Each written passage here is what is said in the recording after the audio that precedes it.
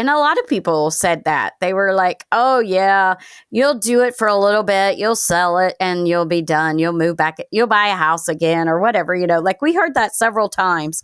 Are you an RV person or are you just RV life curious? Either way, this is a podcast for you.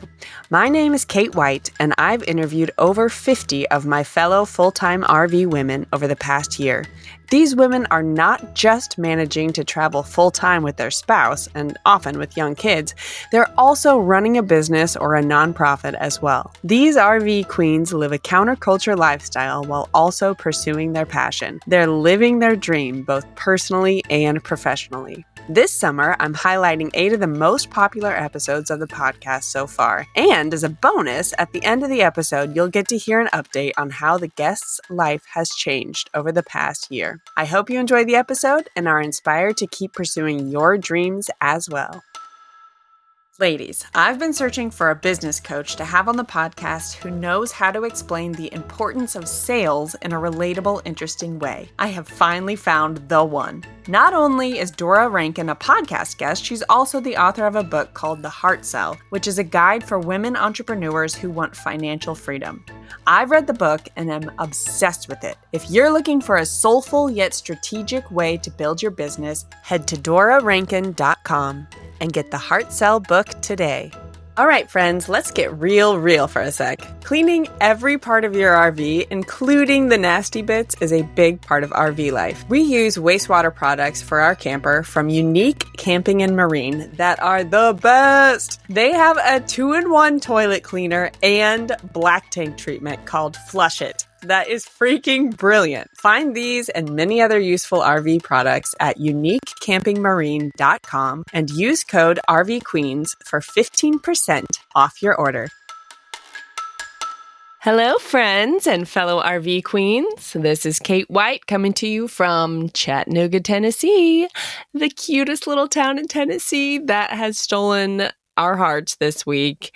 And if you haven't been here before, you have to check it out. The mountains, there's stuff to do for the kids. It's cozy. It's not too busy. Such a good mix for camping. Okay, if you are a frequent listener, you will remember that the last episode, I said we were staying at an Airbnb while our slide was getting fixed at the dealer. Guess what? That repair did not work, and we are stuck in a tiny bedroom with a slide that doesn't work yet again. And quick reminder that this RV is only 4 months old. So just a little insider story for those who are living the RV life and can relate, and those who are considering the RV life. I just want to warn you that constant repairs are here to stay. It's just part of living on the road. At this point, it's comical. Enough about me and the RV slide. Today, I have the great honor of talking with Patty Gill. This woman has reinvented herself now that her kids are grown and out of the house. Her husband is retired, and now they live on the road in an RV exploring the country, and she runs like multiple businesses. She's found a way to make money through work camping and social media and being a content creator and getting brand deals. And I'm like, inspiration much from a woman who's like in a new chapter in her life and just learned all these new skills. Anyways, I don't want to give away too much. I think you're going to learn a lot from Patty. She is such a gem. Let's get into it. Hello, Patty McGill, and welcome to the RV Queens podcast. Hello. How are you, Kate? Good to see you again. Yes. I know. It's so good to see you. We met in Camp Margaritaville a few weeks ago, and we went to the conference together, but it ended up we were neighbors too. I didn't know it. Yes. I know, that was so crazy. Yeah. That was fun. Yeah, we saw your husband outside. He was, I think he must have been on a work call or something. He was outside on the phone like for a while and with no shoes on. That's right. Yes, because I remember when I met you and Shane, Shane said, "Oh, is your husband the one that walks around with no shoes on?" And I said, "Oh, yes, it's a very long story. Let me tell you the whole thing." So you get to know people really well cool. when you're camping right next to them. No, it's true. Exactly. Yes, that is very true. Because the spots there were, they were a little close, but it was a beautiful campground, though. Oh my gosh, pristine. Okay, so I would love to start this conversation back before you guys hit the road full time in an RV. Tell me where you and Shane were at in your life, and then kind of what sparked the decision to travel full time. So I guess I could start Shane was in the Air Force for 24 years. That's how we met. He was stationed and lived in my hometown. So we met there, and then we traveled all over the world, pretty much. We were stationed several overseas assignments I think we were overseas for 13 years. I think it was 13 years. And we came back to the States. Well, we came back once to the States, and we bought a travel trailer because all of our friends had travel trailers at the base. We were stationed in South Dakota. No, North Dakota. Sorry.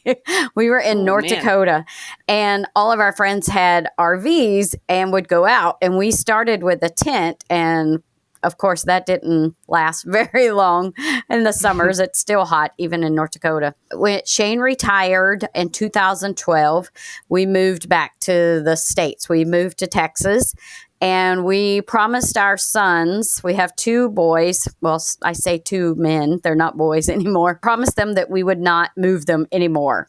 We were like, okay, Dad's retired. We won't, because they were getting to the age where it was like, this is just, they would get really close to their friends, and it was hard for them to move. So we said, okay, we're going to move to San Antonio now that Dad's retired, and we won't move anymore.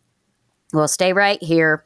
You could stay at the same school, until you graduate. And so we did that for them. And then our oldest graduated college. Our youngest was in college. I think he was about 2 years in, maybe even before that. Well, I know even back in North Dakota, we had always talked about going full time. This was 20 years ago or something. And it wasn't as big as it is now. Back then, it was more okay, once you're retired in your 70s, after you've worked all these years, and then you retire, and then you go full time. That was always our plan. Okay, one day, once we retire, then we're going to hit the road and travel and see the U.S. Since we had been overseas to so many places. We really hadn't even seen, our own country. Then we started this new thing came out called YouTube, which when we were growing up, there was no YouTube. And we started seeing, once we bought our fifth wheel, I started looking up the same model as ours, just really to see people's ideas on how they decorated it. That was the main reason.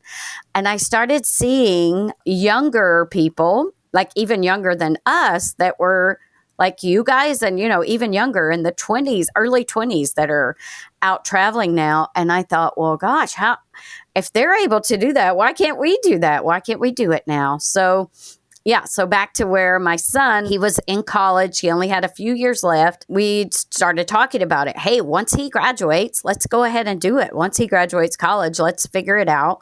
Shane has, he has a retirement coming in from the military. He's also a disabled vet.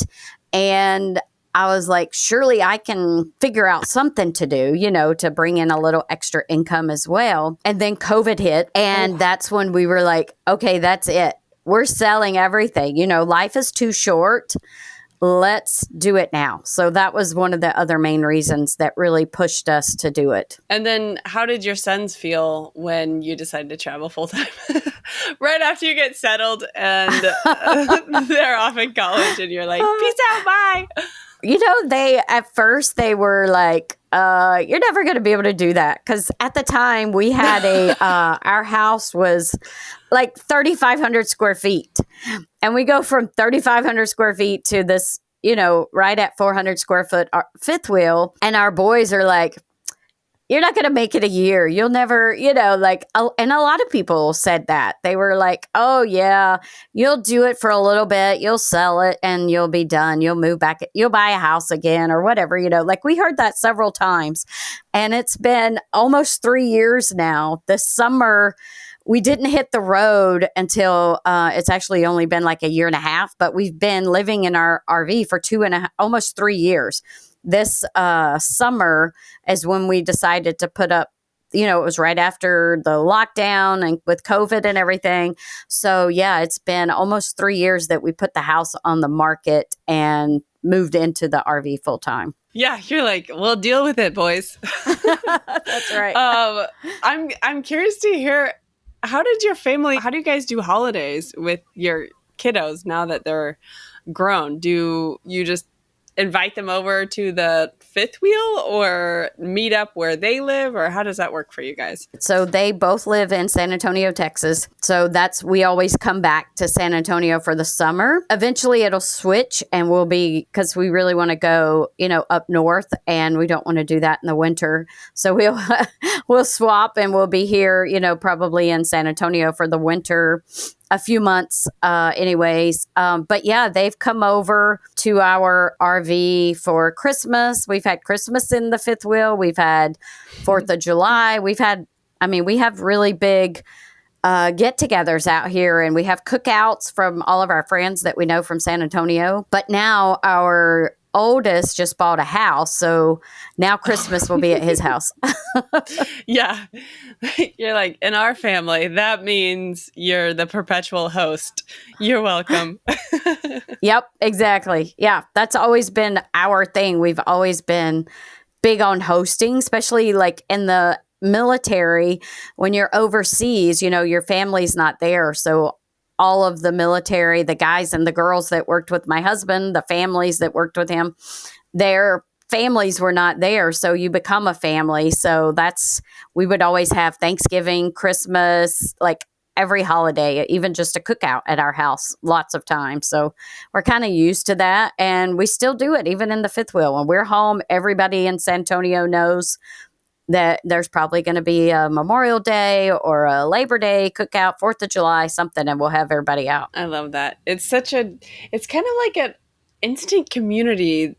As far as I've found, maybe you just tap into the community you already had when you're back home. But I think people just kind of let their guard down when you say, come out to the campsite. Like, for example, you don't have to worry about what you're going to wear. You don't have to worry about, the kids are going to have stuff to do. There's always, kids just run around and find stuff to do at a campsite. It's just kind of like a welcoming for everyone type environment, which is really nice. Campers, campgrounds in general are just so welcoming. Like, I always know that we can, if somebody, if we have a problem or something, we can always ask someone around us, and maybe they might have a certain tool or whatever, or they can jump us off or yeah, like you're saying, there's always something for kids to do. There's tons of, I love that about campgrounds is the kids usually feel really safe. And so the parents feel safe as well. And they're riding around on their bicycles, totally different than like some of the subdivisions nowadays. It's like, some families I'm sure probably just don't feel as safe as they do at a campground. And there's always kids going out and doing stuff here. And I love that. I feel like the more outside time, the better. The better it is for their brains too. Definitely. I agree. Yeah. So your husband retired. And then from chatting with you at Camp Margaritaville, I know that you have several endeavors that you're up to. Tell us how life changed for you once you guys went on the road full time. For about 15 years before Shane retired, I worked for the government as well. I was a GS civil service employee for 15 years. For the most part, I loved the jobs that I did. The last few years were not great for me. It was a very stressful job. My supervisors were not the most understanding. Anyway, so it was just, not the best situation that for me anyways. And I found out later on that was like the best thing ever was to quit that job. Like I've become, a much better person. I have no anxiety anymore. Like I had horrible anxiety in my job. But anyway, so yeah, so at first I tried to continue doing that job, or I asked them, could I do it? Because we had, for 2 years, we had been working from home whenever we actually left, hit the road and left. And they were like, no, we don't think that's a good idea for you to still do it as you're traveling. So I was like, okay. So it was a blessing in disguise. Little did I know. So our plan was to work camp, which we do. We do that. So work camp is where we work at a campground, or you can work at different places in exchange for a campsite. So we will work at, like here at this campground that we're at right now, I do events and their social media, their website. Yeah, just a little bit of that kind of stuff. Office, not office. Well, I have worked in the office a few times here as well. And then Shane does, he's worked in the pool. He's done maintenance, different things like that. I have worked in the office at a different campground, checking people in. That's one of the ways that we help supplement, me losing my income, is work camping. So then we get our site is free, and then your electric is also free. Some of them even pay you. It just depends on the job and where the campground or whatever it might be. Like this year, we're doing the beet harvest, and the beet harvest will pay you and pay for your campsite while you're there as well. And give you a workout all day long. Yes, exactly. Exactly. So that's one thing. So we both are work campers, and it's usually very part-time. It's usually a couple of days a week at the campground, which is great. Then you have the rest of the time to go out and explore and see where, the different things around you, sightseeing, hiking, whatever it might be. And then I teach online. So all of my jobs endeavors are all part-time. And so the next one I do is I teach online. So I teach English as a second language. I've been doing that for about 7 years now. I did that even whenever I worked for the government. I actually started doing it thinking that could help, at whenever we were full time. Like that was one of the reasons, was because I knew I could do it from my RV. And then things changed, and they outlawed it in China now. We can't teach there. That was our biggest students. So now it's just kids anywhere else that are not in China. So it did take a lot of my students away. So it's not as many as it used to be. But anyway, so I still do that. And then I have 4 RV, either company or families, that I help run their social medias. I do their post. I do on their Instagram, Facebook, TikTok, Pinterest.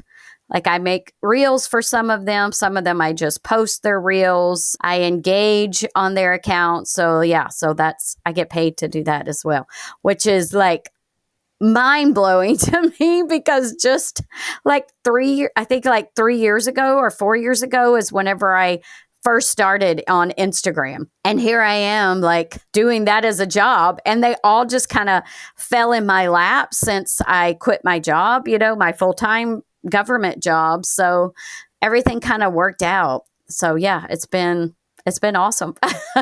And I love doing it. It's amazing. It's social media, which I already, I run our social media as well, and our website and all of those things. So yeah, it's fun for me. Like I enjoy doing it. It's a job it's not stressful.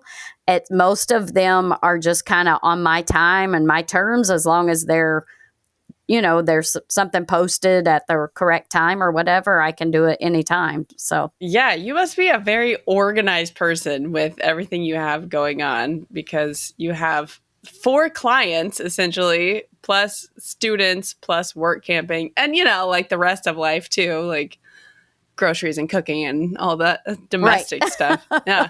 Will you walk us through, like, what does a day in your life look like?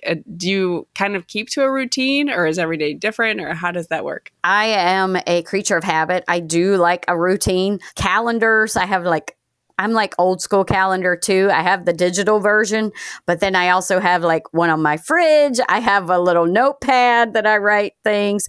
I always have like post-it. I have one right beside me, post-its to remind me. I set alarms on my phone to remind me to post for this company or this person or whatever it might be. That's kind of how I keep track of everything. Yeah, so I like to get up early. I usually, well, like this morning I was up at 5 because I had a class at 6. So I got up at 5. Yeah, so I could wake up, usually though I don't have to get up until about 30 minutes before my class, but sometimes I get up a little earlier. So I got up at 5 and had my coffee, woke up, looked through my social media. Some of the, people I work for, look through their social media, make sure, see if anybody needs engagement or whatever. And then I taught my class. And then after I taught my class, I did my workout. And then I did an hour walk. I came back, made myself breakfast, and then I started on all of the different things that needed to be done. Oh my gosh, you're amazing. Good for you. You're like, before you know it, you're going to start like a social media agency. Oh, that would be cool. Maybe that's what I need to do next. There you go. Start my own business. That would be cool. That's right. My past life was in design and branding and some marketing and some technology and stuff like that. And it was when I would work with small businesses, social media was always like who can we find that has availability and can work on multiple platforms? Like some social media people will only do Instagram, some people are very niche. So for real, if you or anyone listening is looking for some kind of remote work they can do, seriously, like small businesses, independent brands, like whatever, are always looking for help with social media because it's a lot of work. Honestly, it seems like, oh yeah, I post to social media all day. No, seriously, you have to have like a content plan and continuously creating content. It's a lot. It's time consuming, and you have to think about your posts and hashtag research, and there's a lot that goes into it that people probably don't realize, just the everyday consumer of content probably doesn't realize. Absolutely. Yeah. Just like trying to come up with my own content every day is already enough. It's a lot but yeah, I do keep like a content calendar. I have a spreadsheet. Like anytime I think of an idea, I throw it on the spreadsheet. Then I usually sit down and come up with like my weekly post. Not always. Sometimes I just wing it. Sometimes I'm just like, all right, I'm just going to throw this one out there and see if it sticks or whatever, Right. Yeah. And sometimes it works. Sometimes it doesn't. That's the fun of social media. Yeah. And from following you for the past several months, I can say you're like one of the best, what's the word I'm looking for? Like most generous, I would say, content creators in the RV space, because you're always giving super helpful tips. Like seriously, whenever I see one of yours come up, the other day you posted one about it's so simple. It's like the stuff that you got from Dollar Tree, like these little hook things for the outside of they're like magnetic hooks or something like that. And I was like, oh, duh. Oh, the little magnet hooks. Yeah. Yes. Why didn't I think of that? Because campgrounds don't usually allow clotheslines, and I never know what to do with our swimming suits. Or you have this thing on the back of your camper that like keeps it from bouncing, and I'm like, oh, duh, yes, I need that. Thank you. Yeah, it just comes with like just RVing for so many years, after it's just experience and just researching as well. Like I'm always out looking and I'm like, oh, dang, that looks like that might work. Let me try it out first. And then if it works, then I'm like, okay, I'm going to post a reel about it and show other people. If it doesn't work, obviously I'm not going to put that out there. I want to make sure that people, are going to respect us and that are going to, enjoy not just enjoy it, but be like, not come back and be like, dang, that didn't work, Patty. Why, why did you tell me that? And sometimes it may not work for everyone too, but yeah, I want to make sure it's a good product as well. Yeah, that would be an interesting, I mean, I know you don't want to like talk smack on certain brands, but if there are things that you've tried that don't work, like an RV fails series, that would be super entertaining too. So just put that one on your idea list. All right. I'll have to figure that one out. It seems like, I don't know, it's crazy and like kind of cliche or whatever, but so far we haven't had a whole lot that just kind of fail on us. I don't know if it's like we just kind of figure out how to get it to work or whatever. I don't know. But, and then sometimes, yeah, it could be like something I get from Amazon though, and then get it in and I'm like, oh no, that didn't. Yeah. Never mind. I just send it back. Yeah. Yeah, exactly. It didn't work like I thought it was going to, which right. Yeah. Never mind. Yeah. I'm like, everybody goes through that. For sure. Yeah. Oh man. Speaking of you and having all your tips and tricks, I don't know if you interact with very many people that are thinking about getting on the road or just starting on the road. I'm like, me and my family, we've just been on the road 6 months. And I think you know that, like, we're pretty new. And so I'm always eating up, advice from other longer term RV people. What are your go-to, like, if you're talking to someone who's thinking about getting on the road, what are your go-to must-haves for people that want to get into RV life? So we always just say, like, if you're not sure, because we do get a lot of DMs, people asking us questions about either we're brand new or we're thinking about, RVing or whatever. And we just kind of always suggest, okay, before you go out and buy an RV, go and rent some. Like, go out and rent a fifth wheel. Go out and rent a travel trailer, rent a big one and a small one, because some people can't deal with a much smaller space, especially if they're coming from a house, So we just always suggest go rent a few, like there's even people that will take it to the campground for you so you don't have to pull it. If you've never pulled anything before, I suggest, Shane always suggests, at least maybe if there's not a class around, at least get somebody that would trust you with their RV that could teach you how to pull it and back it up. Because that's one of the biggest obstacles when you get an RV, if you're pulling it or even driving it. If you've never, drove a Class C or a Class A or whatever, it's just kind of, if you can, take a lesson. But yeah, we just always suggest rent one, see what you like. If you're going to jump right in and buy one, sell your house, you've never even RV'd before, because we see it a lot of people do that, which is great.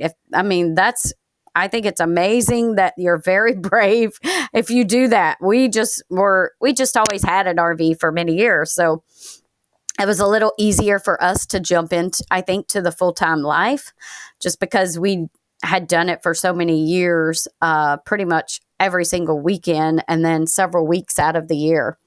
But yeah, just kind of rent one for a week or two or even a month and see if you could actually live in it. See if it's, because some people just, you can't. They don't feel comfortable in it. Some people don't.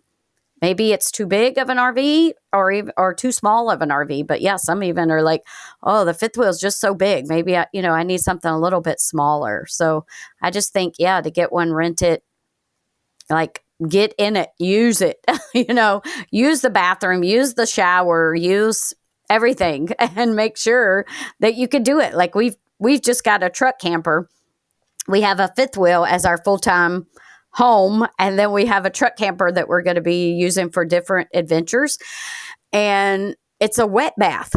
And I don't know if everyone knows what a wet bath is. No, but that I don't even know what that is. You don't know. Okay. So right now, your bathroom, you have a shower, and then you have that is closed off from your toilet and your sink. And a wet bath it's all in one. You walk in, you close the shower curtain on both sides, and the shower comes at you, and the toilet is right behind you. So it's all. Oh my gosh. Yes, you can sit on the toilet and take a shower at the same time. The space saving and the time saving. I mean, we could just multitask. Exactly. You can do all at once. Might as well brush your teeth. Everything at one time. While you're sitting on the toilet and taking a shower. You're champing your hair. And taking a shower. Yep, exactly. Yes. Yeah. And so, like, I mean, a lot of people couldn't just jump right into a wet bath. We've had experience with not with wet baths, but we've had a tiny RV bathroom, for a couple of years now. So a wet bath wasn't so crazy to us. I mean, it's still tiny, but it's, we know that we're just using it for a vacation kind of, not really living in it. Right. So a truck camper, again, for people not familiar, including myself. So a fifth wheel is where you attach the super big camper to the back of a truck that can haul it around. And then the truck camper is where it's like a small camper that just like fits on top of the back of your truck, right? Right. So it sits in the bed of the truck. So it's the camper, and underneath the camper is a narrow type of, I don't even know what it is, part of the camper. It's kind of narrow, and it just kind of, you put back right into that. This is like I'm trying to see how to explain it. This is like your camper or your truck, and it just backs. No, wrong way. That way. Anyway, yeah. So it just kind of drives under it, and then you let up the jacks, and then it just sits in the bed of your truck. And then the bed, and then there's is usually also kind of tie like, downs. Yeah.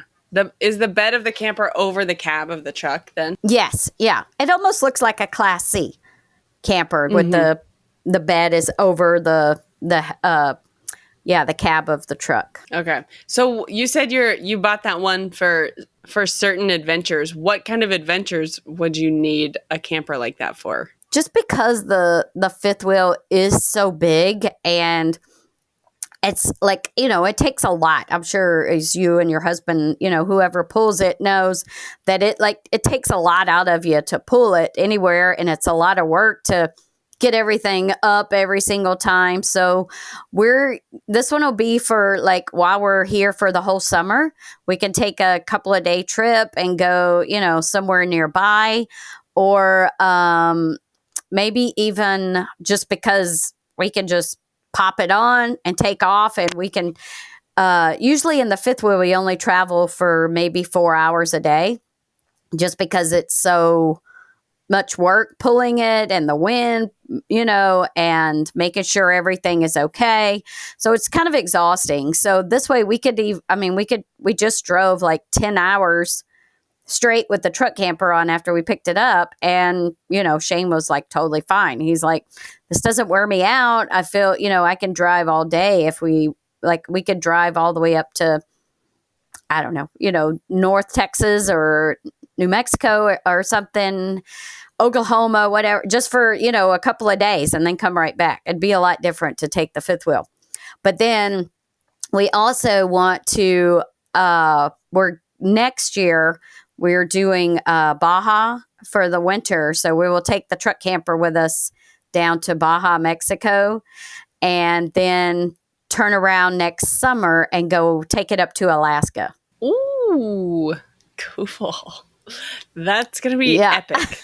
Oh my gosh. So yeah, next year will be both Mexico and Alaska we're doing. Will your kids meet up with you anywhere along the way, do you think? I don't know. We've just started talking about it to them, because we just got back to Texas, and our youngest son is very outdoorsy, adventurous. He actually lives in an RV as well.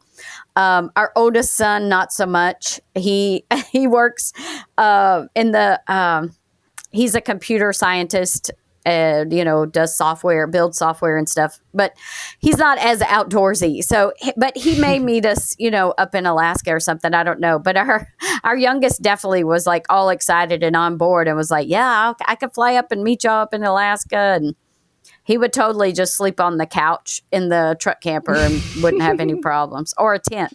He loves tent camping, all of that. Yeah. Oh my goodness. So cool. I love it. And I love that he lives in an RV too. Yeah. Yes. Yeah. He graduated from college, and he was like, I really don't want to pay all this money for an apartment, because he's not going to buy a house right away. So he's like, I don't want to pay all this money for an apartment. That he's like, I'm just giving them money. He said, but with an RV, that's mine that I'm paying for. And it's less expensive than apartments. Right. In the nowadays. They're expensive. Yeah, it's crazy. So Okay, he was pretty smart. he is. You're like, if I do say so myself, he made a very wise financial decision. Right. Yes. So tell me about finding community on the road and like-minded people that, you get along with and feel like you could make friends with on the road. How has that gone for you and Shane? And then are there certain groups that you've connected with as far as, where other people can find online, or tell us about that? Yeah. So I know there's tons of like groups out there, Facebook groups, Instagram groups for families, like, families with little ones and stuff with kids. And so it's, to me, I think, I don't know because we don't have little kids, but it seems like that has helped a lot of the families. Is you can be in those family groups. They have lots of meetups and different things. So that's great. So for us, it's been a little bit more challenging, but not really, because there are other groups out there. Like we've been to different rallies, and if you go out to let's see, we've like whatever brand your camper is, they usually have a rally, and most of them will have a rally in every single state. Like we have a Grand Design, they have a Grand Design rally in many states, and we've been to Grand Design rallies in a couple different states. And when you're there, you meet, people that have the same RV, the same, you all like camping.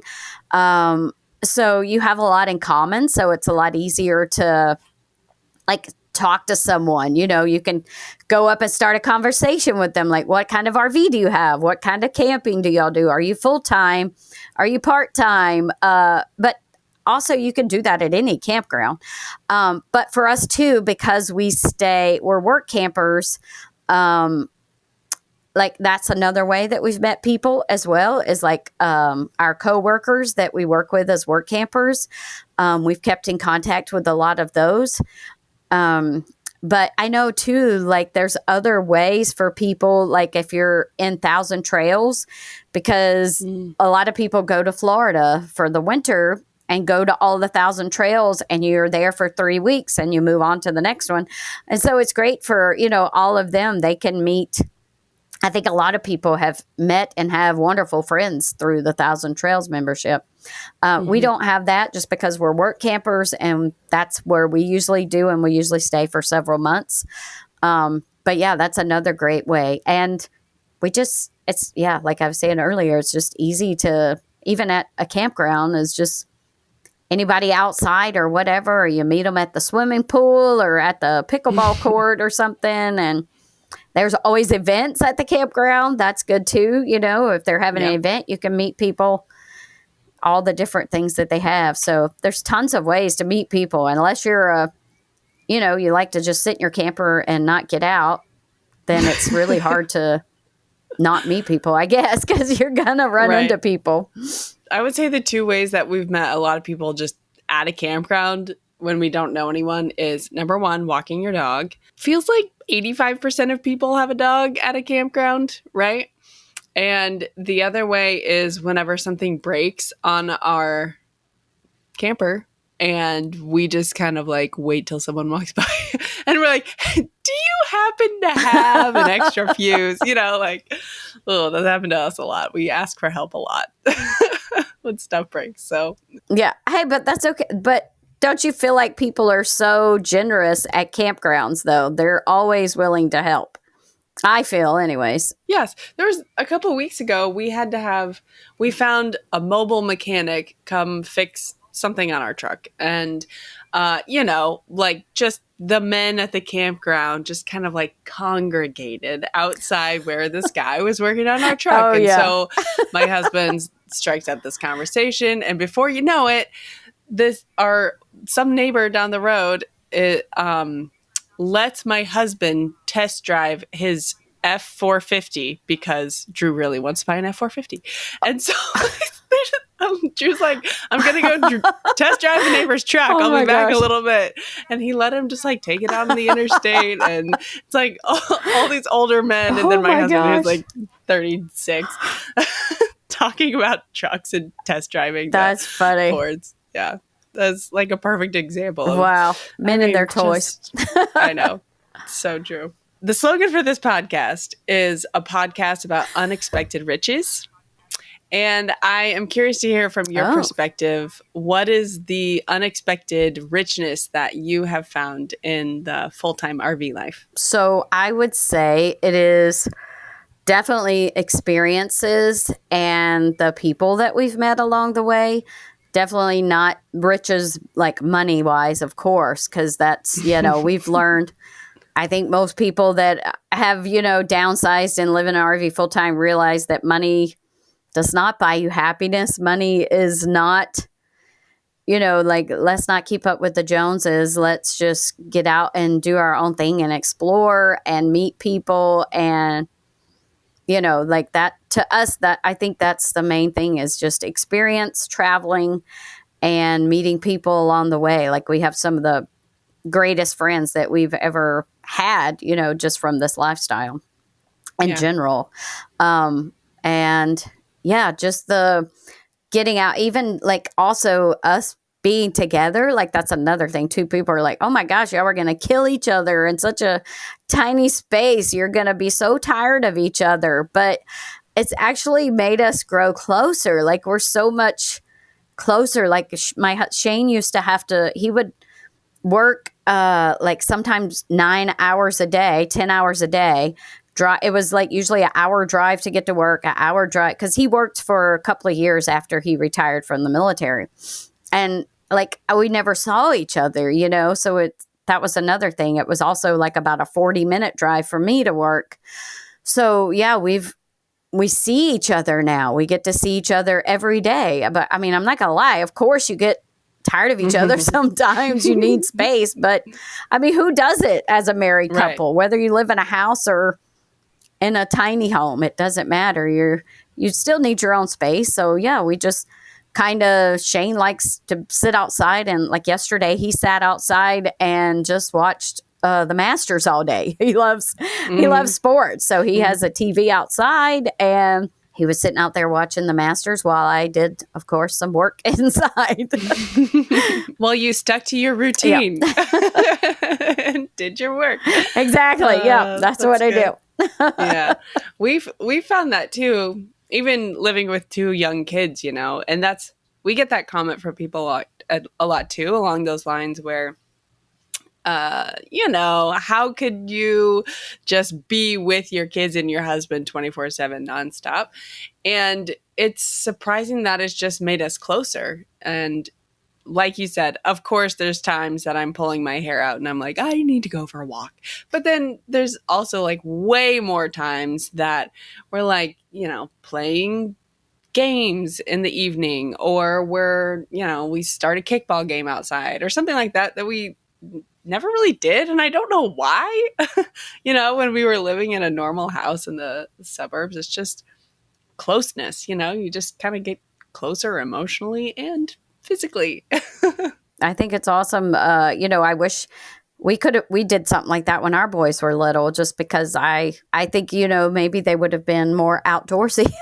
My oldest, maybe not as, although my youngest is still outdoorsy, but yeah, I mean, it would be nice to, maybe to grow up. I'm sure your kids are having an awesome time, and they probably absolutely love having their mom and dad there 24/7. Yeah, it's funny that it's like every day they still want our attention. Me and my husband always laugh about that. Like we took a family walk after dinner, after traveling together all day yesterday.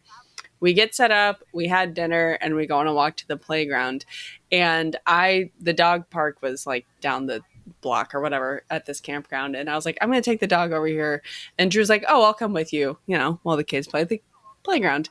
And both the kids were like, Dad, no, we want you to watch us. And he's like, I've been with you all day. Oh, it's just so sweet. When you reflect on it, you're like, all they want is your attention. They want time with you, and they want your attention. That's like the most important thing. in their little minds. It's really Right. sweet. That's really great. Yeah, I can Good imagine stuff. that, your kids will be so well-rounded and have so many great memories of this as well. We'll see, I guess, in 20 years.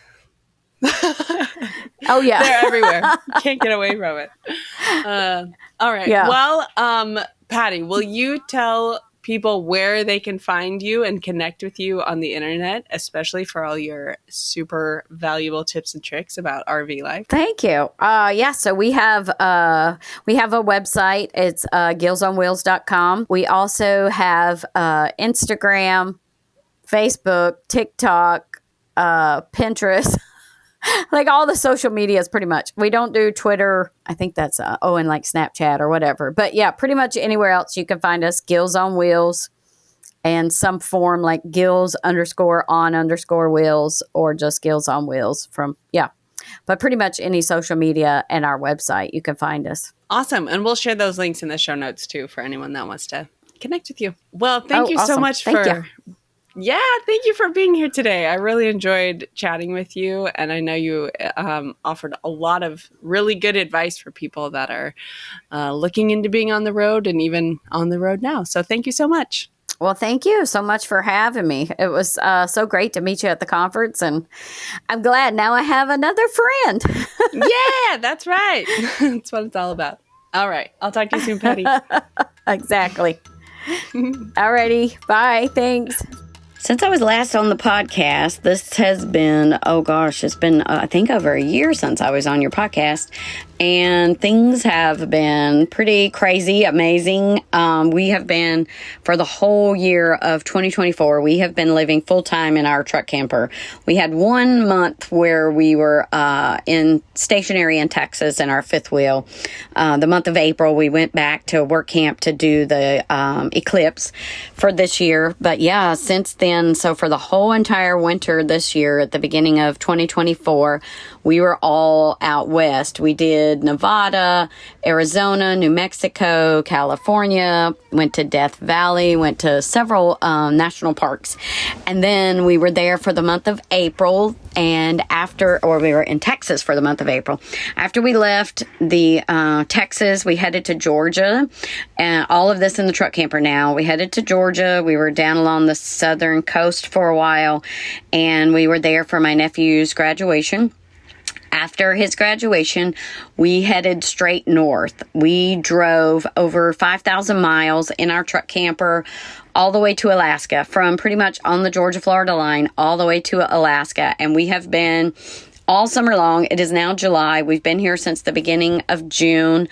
It's about the middle of July right now. So yeah, we've been here a month and a half in Alaska, traveling all around Alaska in our truck camper. It's been amazing. We've seen snow, we've seen glaciers, we've been fishing, we've gone on charters, fishing charters, kayaking trips, hot springs. We've just done some amazing things. We've been traveling with 2 other couples in their campers as well with their kids, and it's just been a blast. We've been having such a great time. So yeah, since the last time we spoke, a lot of things have changed, but primarily we've been living full time in our truck camper for the whole year of 2024. And now we are in for the whole summer. We will be in Alaska until the middle of August. So yeah, we will have been here 2.5 months, traveling all over the southernmost, from Fairbanks to Anchorage, all the way down to Homer, Seward, Valdez, back up, and then we'll be heading out, and we'll be heading back through Canada again. Also, we had an amazing time in Canada on our way up. It's just been amazing. So we've had a great time. So yeah, so a lot of things have changed, but the main thing that changed was just we haven't been really living in the fifth wheel anymore. We've just been full-time in the truck camper. All right, my friends, thank you so much for tuning in to today's episode and for being my favorite part of RV life. If you could please like and subscribe on whatever platform you're listening on, that would be awesome.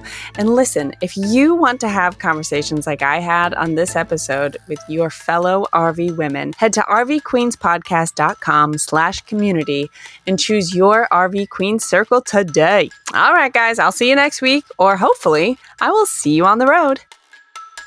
Dad, no! We want you to watch us!